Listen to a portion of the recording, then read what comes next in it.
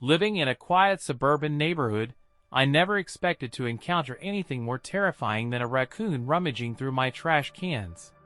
Our street was known for its neatly trimmed lawns and friendly neighbors, where the most exciting event was the annual block party. However, all that changed when a gang started terrorizing the area. It started with rumors, whispered conversations about break-ins and vandalism. Then the sightings began, shadowy figures lurking around at night, leaving graffiti tags on garages and fences. The police were called multiple times, but by the time they arrived, the gang had vanished, leaving only a trail of fear and destruction.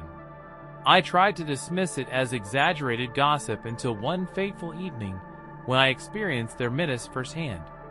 It was a Friday night, and the rain was pouring down relentlessly, creating a curtain of water that blurred the world outside. I had just finished dinner and was settling in to watch a movie when I heard a noise outside, something different from the usual sounds of the storm. It was a low, rumbling laugh followed by the unmistakable sound of glass breaking. My heart skipped a beat as I muted the TV and listened more intently. The laugh came again, closer this time, and I knew I had to act fast. Grabbing my phone, I dialed 911, my fingers trembling as I relayed the situation to the dispatcher. They assured me that officers were on their way, but with the storm, it might take longer than usual. Hanging up, I peeked through the curtains, trying to catch a glimpse of what was happening outside. My blood ran cold as I saw them, a group of 5 figures, huddled near my garage, their faces obscured by hoods and masks. They were laughing and speaking in low voices, the leader brandishing a crowbar that glinted ominously in the streetlight. I knew my house was next. Panic surged through me as I considered my options. Running was out of the question. They'd see me and probably give chase. My only chance was to secure the house and hope the police arrived in time. I double-checked the locks on all doors and windows, then turned off all the lights, plunging the house into darkness. Maybe, just maybe, they'd think no one was home. The sound of footsteps on my porch made my heart pound louder than the rain. I could hear them talking, their words muffled but their intent clear. The leader's voice was unmistakable as he ordered the others to spread out and check for entry points. I backed away from the door, clutching a kitchen knife I'd grabbed in a moment of desperation. The thin blade felt woefully inadequate against the threat outside. A loud crash echoed through the house as they shattered a window in the back. I stifled a scream and ducked into a closet, my breath coming in shallow, panicked gasps. From my hiding spot, I could hear them moving through the house, their footsteps heavy and deliberate. They were searching for something, or someone. My mind raced with fear, imagining all the horrible things they could do if they found me. Minutes felt like hours as I huddled in the dark, the knife trembling in my hand. The leader's voice grew louder, and I realized they were getting closer. I held my breath, praying they wouldn't find me. Suddenly, a blinding light flooded the house, followed by the sound of sirens. Relief washed over me as I heard the gang scrambling, their curses mingling with the authoritative shouts of the police. The chaos that ensued was a blur. The police stormed the house, quickly apprehending the gang members who had been terrorizing our neighborhood. The officers found me in the closet, pale and shaking, but unharmed. They escorted me outside, where I watched as the gang was led away in handcuffs, their reign of terror finally over. In the days that followed, the neighborhood slowly returned to normal, but the fear lingered. I installed new security measures, and neighbors banded together, creating a watch group to ensure we were never caught off guard again. The strange, scary, and creepy encounter had left its mark, a constant reminder of the fragility of our sense of safety. Though the gang was gone, the memory of that rainy night would stay with me forever, a testament to the darkness that can lurk even in the most unsuspecting places.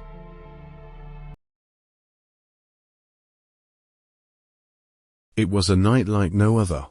The rain pounded against the windows with a relentless fury, turning the world outside into a distorted, watery blur. I had just settled into my favorite armchair with a cup of hot tea and a novel, feeling snug and secure in the warmth of my living room. The rhythmic patter of the rain was comforting, a natural lullaby that made me feel at ease. Little did I know, this sense of peace was about to be shattered. The first sound that made me uneasy was a soft, almost inaudible thud. At first, I thought it was just the wind knocking a branch against the side of the house. But as the noise repeated, growing louder and more insistent, my pulse quickened. I set my book aside and strained to listen, my senses heightened by the creeping sense of dread. The thuds were now accompanied by a faint scraping sound, like metal against wood. Someone, or something, was at my front door. I stood up, my heart pounding in my chest. The rain outside seemed to intensify, as if to drown out the sinister sounds emanating from my porch. I approached the door cautiously, every nerve in my body on high alert. Peering through the peephole, I saw two shadowy figures huddled together on my front porch, their faces obscured by the darkness and the rain. For a moment, I hesitated. Should I call the police? Or was this just some neighborhood prank? But then, one of the figures pulled out what looked like a crowbar and began prying at the door frame. Panic surged through me. This was no prank. These men were trying to break into my house. I backed away from the door, my mind racing. I grabbed my phone and dialed 911, my hands trembling as I relayed my address and the situation to the dispatcher. "Please hurry," I whispered urgently, hoping the men outside wouldn't hear me. With the phone still in my hand, I moved to the kitchen and quietly retrieved a large knife. My thoughts were a chaotic mix of fear and determination. I wouldn't let these men harm me.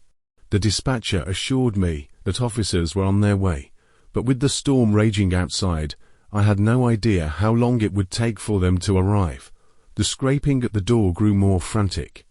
I could hear the wood splintering, the lock beginning to give way. Desperate, I looked around for something to barricade the door, but the house offered little in the way of protection.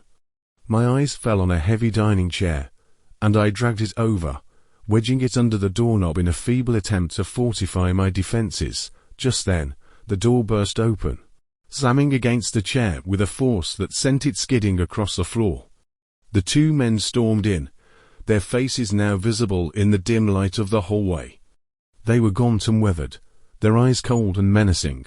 One of them brandished a crowbar, while the other held a flashlight that cast eerie shadows on the walls. "Stay back," I shouted, holding the knife out in front of me. My voice wavered, betraying my terror. The man with the crowbar sneered, taking a step closer. "Put the knife down, and we won't hurt you," he said, though his tone suggested otherwise. The next few moments were a blur of movement and noise. I swung the knife wildly, desperate to keep them at bay. The crowbar-wielding man lunged at me, and I slashed at his arm, drawing blood. He howled in pain, dropping the crowbar and clutching his wound. The other man rushed at me, but I managed to dodge his grasp, backing up into the kitchen. Just as I felt cornered, sirens wailed in the distance, growing louder. The men exchanged a panicked glance before turning and bolting out the door, disappearing into the rain-soaked night. I sank to the floor, my entire body shaking with adrenaline and fear. Minutes later, the police arrived.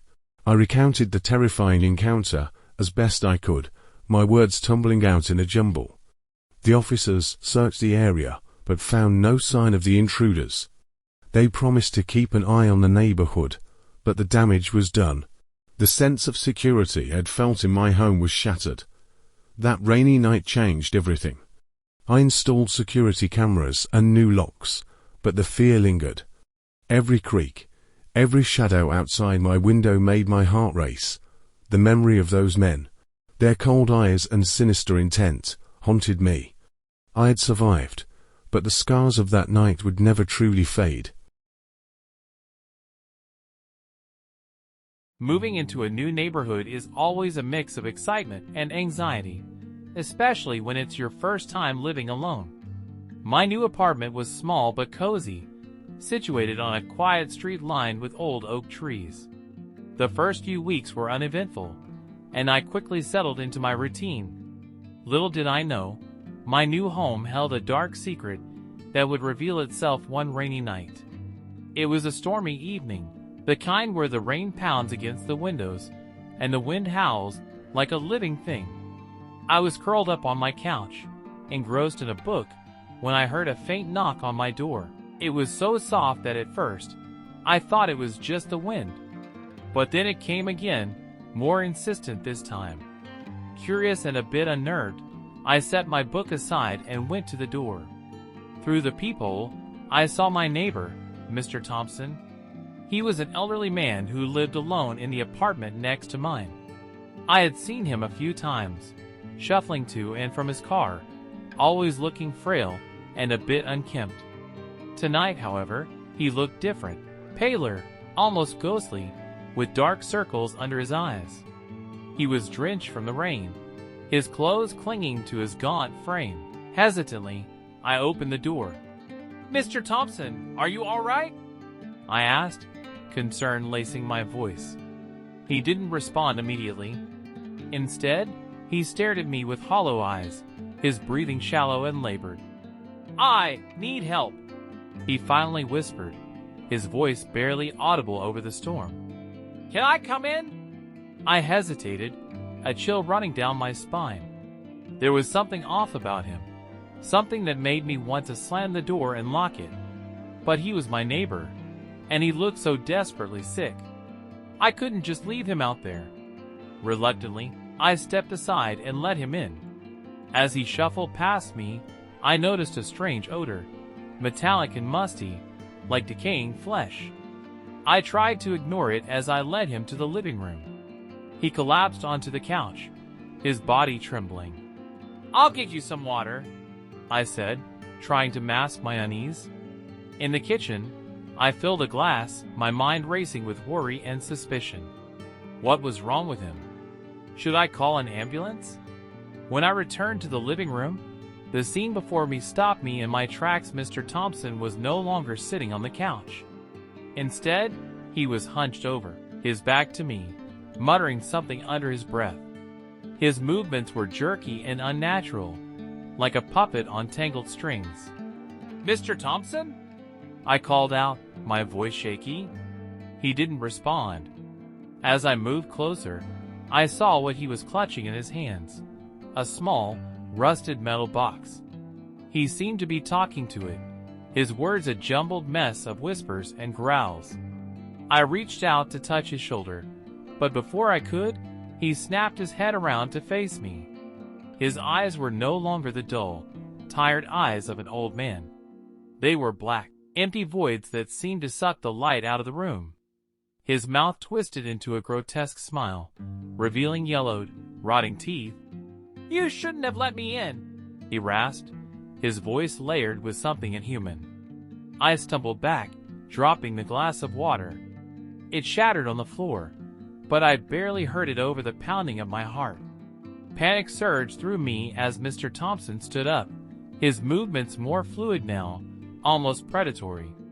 He took a step toward me, and I bolted, racing down the hallway to my bedroom.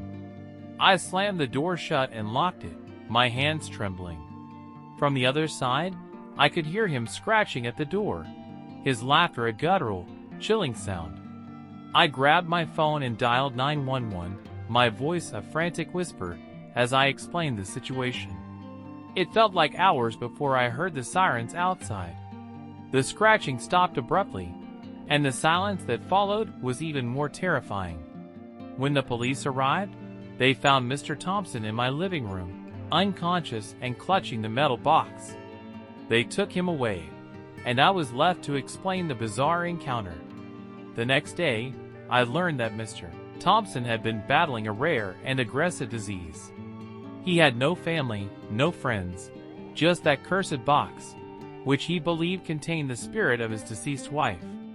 The doctor said his condition had deteriorated rapidly, causing hallucinations and erratic behavior.